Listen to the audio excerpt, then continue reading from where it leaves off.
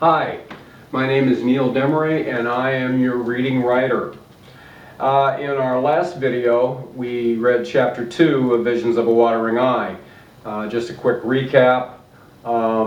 Spring and Bridget had left the carrier after meeting Daniel, the leader of the clan of Black Shadows, the fierce shark leader. And of course they thought they were going to go back to the battery to a hero's welcome, and then of course they met Miranda, the field general of the mermaid army, and they were very disappointed. They were rudely handled, they were taken into custody, and they were taken to the Great Hall and detained, awaiting a meeting of the council. And that council meeting is about to take place. So, without further ado, Chapter 3 of Visions of a Watering Eye. For Bridget, entering the Great Hall was always a surreal experience, even though she had entered it many times. And as she moved forward, she saw that every seat in the room was full. Every mermaid in the battery was in attendance. The floor in front of the dais was covered with stone benches, all of which were filled. There were even mermaids along the walls, and all were careful not to float higher than the heads of the elders. The 5 elders were in their places and stared straight ahead with looks as grim as death.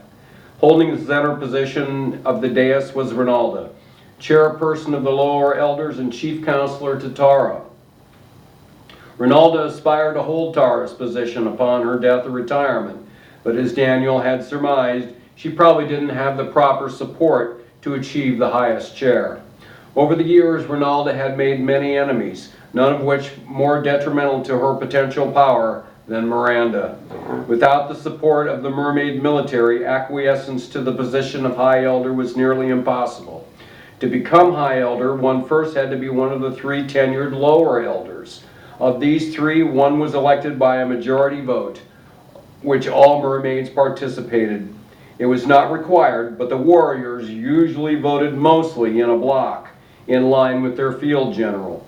The battery population on this day was 148, 70 of which were full-time members of the mermaid military.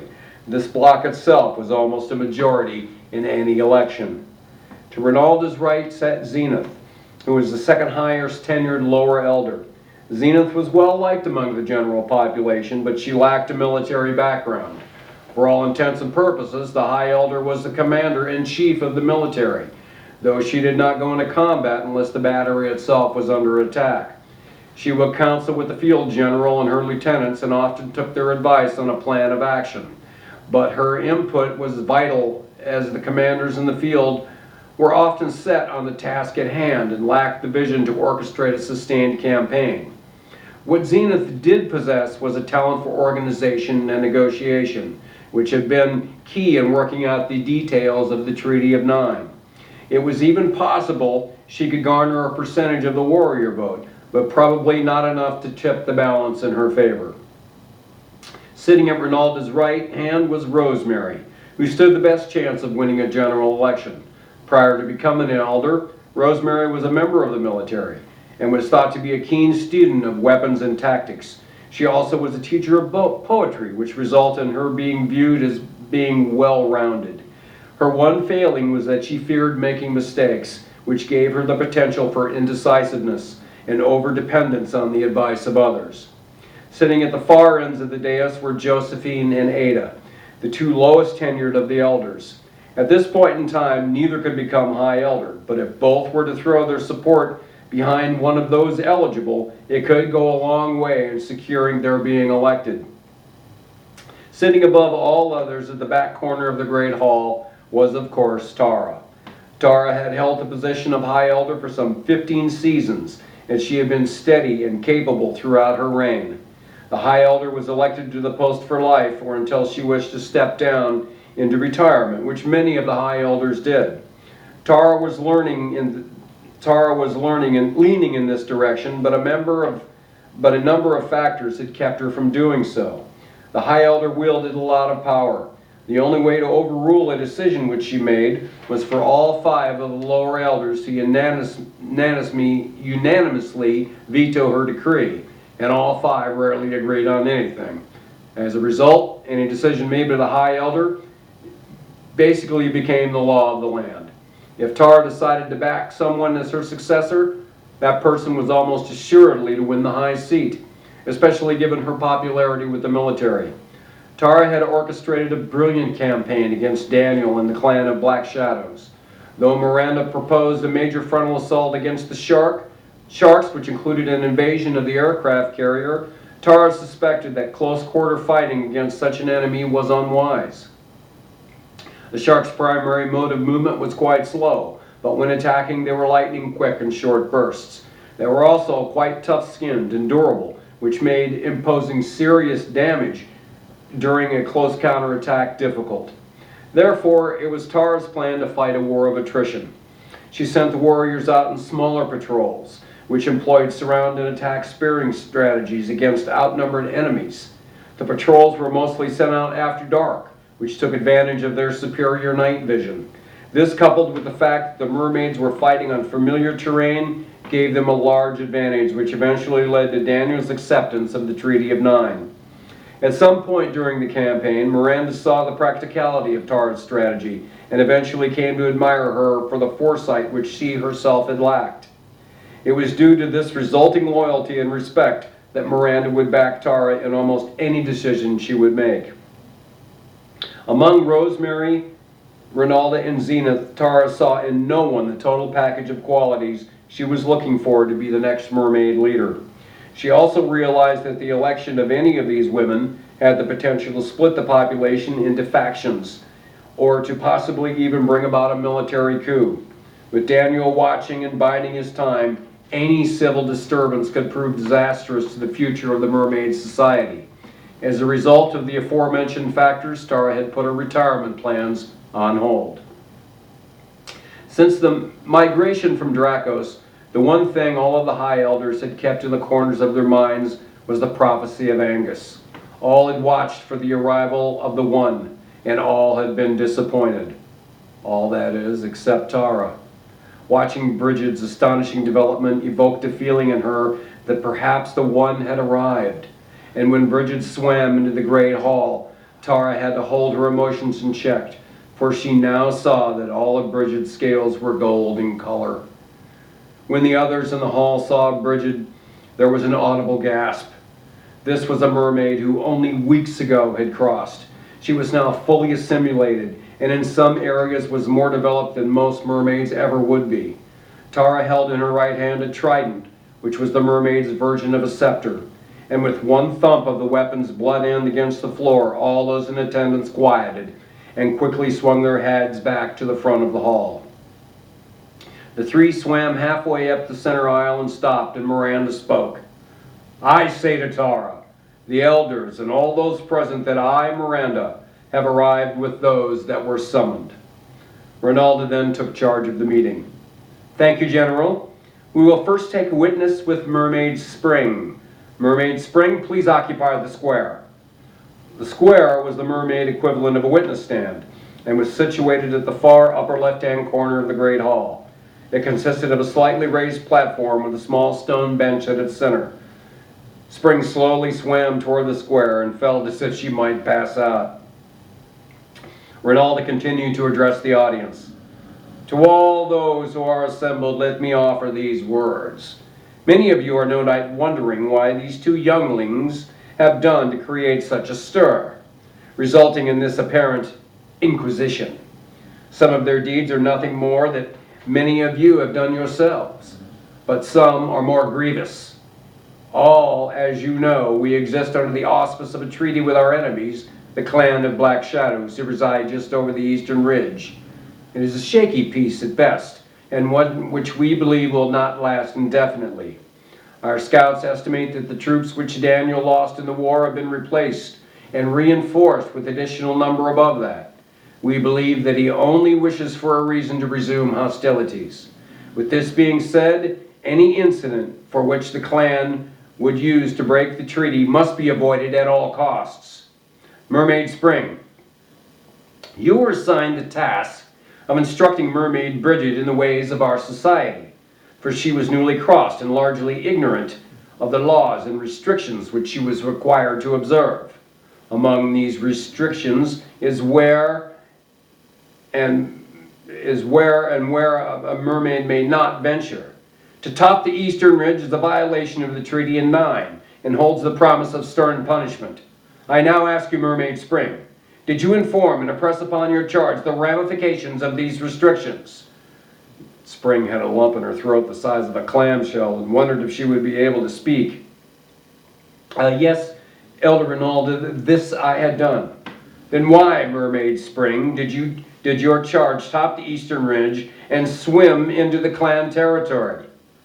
Spring felt trapped by the question. She and Bridget had taken a liking to one another, and she did not wish to make things any worse for her than need be. By the same token, she knew that total truth was the only option at her disposal. I really don't know, Elder Rinaldo. We were hunting seahorses outside the battery's west wall. I saw one I wished to capture, and I guess I became so preoccupied that I just didn't see her slip away. Rinaldo's voice took on a stern note. You guess? Well, I would guess you were negligent in your duties. It is obvious to this council that not only did you not keep a close enough eye on your charge, but that you failed to impress strongly enough that to top the eastern ridge would violate the treaty. Respond, please. Spring now felt totally defeated. Yes, Elder Rinaldo, these are the facts. Rinaldo had a smug look of satisfaction on her face. Unless another of the elders wishes to query Mermaid Spring further, I believe we are done with this child for now. You may return to your position beside General Miranda. I wish to query Mermaid Spring further. Almost in unison, the 5 lower elders looked back at Tara. The high elder rarely spoke at such proceedings, referring instead to parley with the lower elders before and after. With a slight look of irritation, Rinaldo faced front and spoke. The high elder will now speak. Tara cleared her throat and proceeded. I applaud your honesty in this matter, Mermaid Spring, but I wish to clear my mind of a question or two. When you and Mermaid Bridget were engaged in your hunt, where was Bridget in relation to you? She was right beside me, High Elder. And after you had spotted your quarry, how long do you recall that your attention was distracted? Oh, not more than a moment or two, High Elder. Tara looked up at the ceiling as if deep in thought. Well, if this is so, as you say, a moment or two, Mermaid Bridget decided to bolt. Do you believe she could be out of sight as quickly as this? I have no doubt of it, High Elder. Bridget can swim faster than anything I have ever seen. Well, then answer me this, Mermaid Spring. When you had noticed that Mermaid Bridget was absent, how much time had passed before you began to search for her? Spring could see that Tara was helping her out of the difficult corner that Rinaldo had backed her into and was starting to feel somewhat relieved. Immediately, High Elder, I had an inkling of where she might have gone, but the eastern ridge spans many leagues, and in all the time we have swam in that direction, Bridget never traveled the same line twice. Tara looked satisfied with Spring's answers. I dare say that no one would be able to keep up with this girl if she did not wish it so. You may now proceed, Elder Rinaldo. It was obvious that Rinaldo felt undermined by Tara's questions, and she wished to regain some of the ground she felt she had lost. Why did you not alert the others that Mermaid Bridget was missing? Bridget and I had gone to the ridge before, but we had never crossed it. She loved looking at the great dark shape beyond the rise. I impressed upon her many times that she was not to top the ridge, and I had no reason to believe that this day would be any different. Rinaldo was becoming angry at the futility she felt in questioning this mere child. A tower sentry saw you swim off, and she had the good sense to dispatch 2 scouts to see your safe return. They saw you cross the ridge. How do you explain this disregard for those restrictions which you yourself were entrusted to pass on to others? Well, I waited at the ridge as long as I felt I could. I was duty-bound to bring Bridget back, and I felt sure that she had crossed the ridge and was exploring the great black shape. I had to at least get close enough for her to hear my calls. I realized that the boundary had been breached, and using what I thought was my better judgment, I topped the ridge to help my charge and friend. I believed that the situation could not get much worse. Rinaldo responded in a manner close to losing control. So now you profess to be an interpreter of treaty law. Does your arrogance know no bounds? That will do, Elder Rinaldo. Tower's voice was controlled, but it rang clearly throughout the hall. Rinaldo's anger was apparent, but she fought to regain control of her emotions. Take your place by Miranda, Mermaid Spring. Spring felt as if a great weight was lifted from her, and she couldn't exit the square fast enough. Having regained her composure, Rinaldo resumed the meeting. We will now entertain query from Mermaid Bridget. Mermaid Bridget, please take your place in the square. All eyes were locked on the soon-to-be-questioned mermaid as she slowly swam up the aisle. Even moving at this speed, one could see that there was something special about Bridget. Her movements were effortless, and it seemed as though a lazy current were pushing her toward her destination. Her face held no fear or apprehension, only a look of serene wonderment. In watching her, one almost felt compelled to bow. And in fact, the mermaids who were not sitting lowered themselves below Bridget's head level, unbeknownst to themselves. Tara was observing the energy within the hall and was now more convinced than ever that this youngling of gold was the one. How far could she go? And how high could she climb? Did their civilization possess the knowledge to allow her to reach her full potential, or could her full potential even be reached? These thoughts and many more bombarded Tara's consciousness. She was snapped back into reality by Rinaldo's voice. Mermaid Bridget, you have been called before this council that you might answer to the charge that you intentionally broke the Treaty of Nine, endangering our population to the threat of a retaliatory strike by the clan of Black Shadows. In doing so, your grievous disregard and, yes, disrespect for the laws which govern our society. What is your response to these charges? Bridget answered in a voice laced with innocence, but one which echoed a note of total control and frankness. Yes and no. All waited for Bridget to continue, and when it was apparent that her entire answer had been given, they looked at one another with puzzlement. Rinaldo responded with obvious irritation. This is your answer. Do you dare to mock this council, girl? Well, it's been revealed to me that the council prefers answers which are direct and to the point. This is what I have done. If you wish me to elaborate, you need only to ask. Rinaldo had no idea what to make of this. She had questioned many mermaids and was quite used to getting a standard response.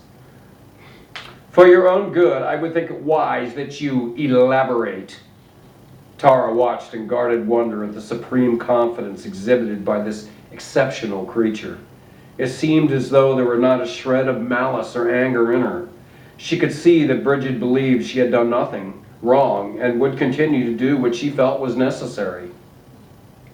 Mermaid Spring had instructed me into what bounds of the law I was to stay. I waited for the proper moment and swam off without her. I knew that if Spring was with me and I crossed the ridge, others would believe that she was at fault. Let it be known that I, and I alone, crossed the ridge and broke the treaty.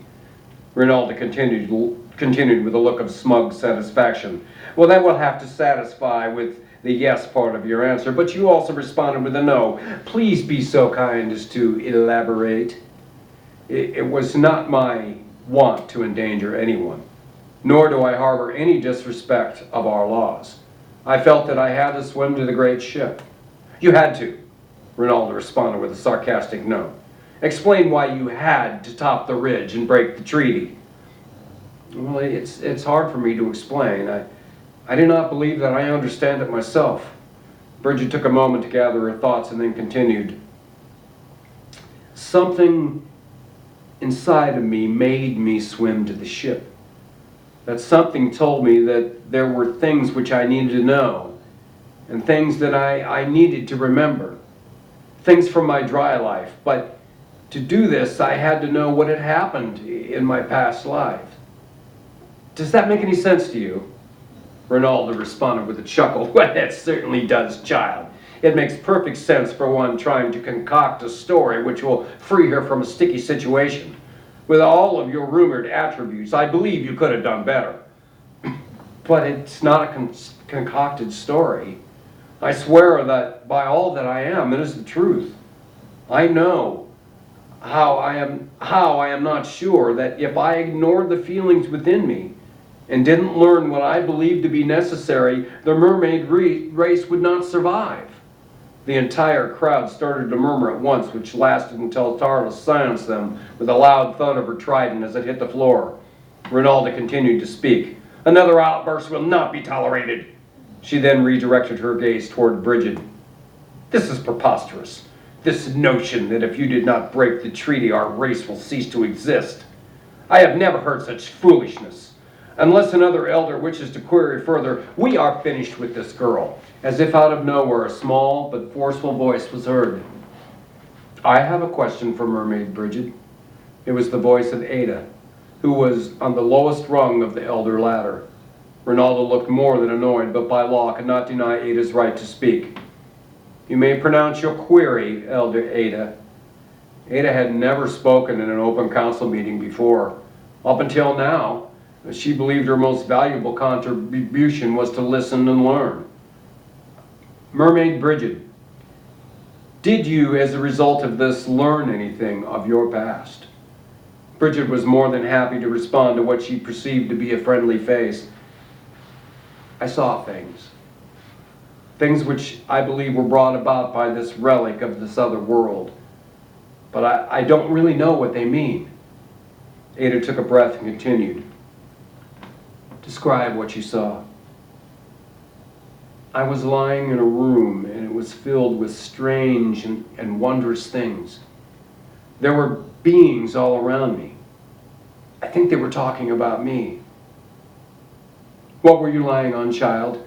Tara was speaking and had thrown all decorum out the window as she ignored all protocol. I'm not sure, High Elder. Was it some sort of a plank? No. It was not a plank. It was some sort of a smooth stone. Tara could barely keep her composure. Was it a slab? Bridget's eyes widened as a small circle crossed her lips. Yes, it was a slab. I did not know what to call it, but when you said the word, I knew it was so. Tara didn't even realize she had been holding her breath while waiting for Bridget's answer. As she was exhaling, the prophecy of Angus reeled through her mind. The staff, the wheel, and the slab. Bridget claimed to have recalled the third part of the prophecy. Tara suddenly felt a dire urgency to speak with Bridget alone. I have no further query for Mermaid Bridget. Rinaldo was pleased that she was once again in control of the meeting. Mermaid Bridget, you may resume your former position. Rinaldo waited for her to swim back to her place beside Miranda. The younglings have been given query, and neither deny the charges brought against them. This meeting will now adjourn, and the council would meet to decide the fate of these two who admit to the disregard of our laws and customs. If it were up to me, I would see them both banished. Suddenly, a sharp noise rang out from the audience, and everyone looked in its direction. Quickly, thereafter, several more such noises were heard. It emanated from a contingent of mermaids who were slapping their tails against the floor, and soon all in the crowd followed suit. Rinaldo was angered by this disregard for her authority. This room is to be cleared immediately. General Miranda, gather what soldiers you need and clear this room now. Miranda answered in a calm voice of understanding. I cannot do that, Elder Rinaldo. It is a mermaid's right to sound for an audience, and it seems to be a unanimous sounding. As General-at-Arms, I have the right to grant this request and must now ask who will speak for those requesting to be heard. From above the crop of mermaids' heads, one rose slightly above the rest. It was Mermaid Pearl, the same who had started the commotion. Everyone could see that she was nervous, but she pressed on with her pronouncement. I wish to speak for all those who invoked the right of audience. This I have done of my own accord, but the majority seems to have guessed my mind. After I have spoken, I wish that those who have guessed my mind in error to forgive me, and hope it will be duly noted that they sounded the hall in error. Miranda responded in military fashion. It will be noted, and it shall show it be.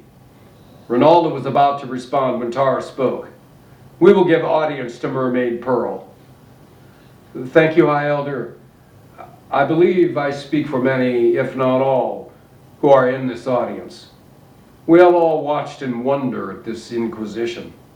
I find myself asking why others who have topped the Eastern Ridge have not suffered the same humiliations as mermaids Bridget and Spring. There have been at least 4 instances of this violation in the past 2 seasons, my own being one of them. I now ask the council, where is my inquisition? And why was I not singled out as these 2 were? There was acid in Rinalda's voice as she responded, I am sure that could be arranged, Mermaid Pearl. Pearl continued, then please make it so, Elder Rinalda. There was no viable reason for my transgression other than innocent negligence, and my punishment amounted to some extra study in treaty law. Yet you propose banishment for the offenses brought before us today? This is unfair as well as unjust. As if on cue, all of the mermaids were slapping their tails against the floor, resulting in a deafening din. Pearl gave a slight raise of her hand and the noise stopped. For justice to be served, either all past violators of the treaty must suffer this humiliation, or Bridget and Spring should receive punishments in line with the same as past violators. If the council believes that I have showed disrespect in this manner, then I ask your forgiveness. But if this is how the council shows justice, then perhaps they are not deserving of my respect. The tail slapping resumed, this time more thunderous than before. Rinalda screamed for order, but none followed. When it became apparent to her that neither Tara nor Miranda were going to lift a finger in aid, she rose and swam from the great hall. The echo continued until Tara finally thumped her trident against the floor. When she had the audience's attention, Tara spoke. I must say, I am in agreement with Mermaid Pearl, and I personally accept the blame for allowing this spectacle to ever begin. Our laws and customs are based on fairness and equal justice for all, and I believe that on this day we as a people have lost sight of that. I offer Mermaid Pearl and the rest of the audience the council's sincere thanks for bringing us back to who we are and to what it is we stand for. If it pleases the audience, I ask that you now allow me to add these words. The more time that passes, the closer we are to resuming hostilities with Daniel and the clan of Black Shadows. The Sharks are a malignant society, and their only aim is to dominate and destroy. The coming war will not result in another treaty, but will only conclude with one side's total defeat. Let it be known, from this point forward, no violations of the treaty will be tolerated. We must assign all of our efforts for the war which will invariably be fought. The council appreciates your attention, and you may now return to your normal duties. Mermaids Bridget and Spring, I wish to speak with you in my quarters. Those in the audience were now abuzz with conversation as the great hall cleared. Tara rose and swam toward her quarters, through the arch behind her chair. Bridget and Spring swam up the aisle, nudged by Miranda, to follow their leader in what promised to be an interesting conversation.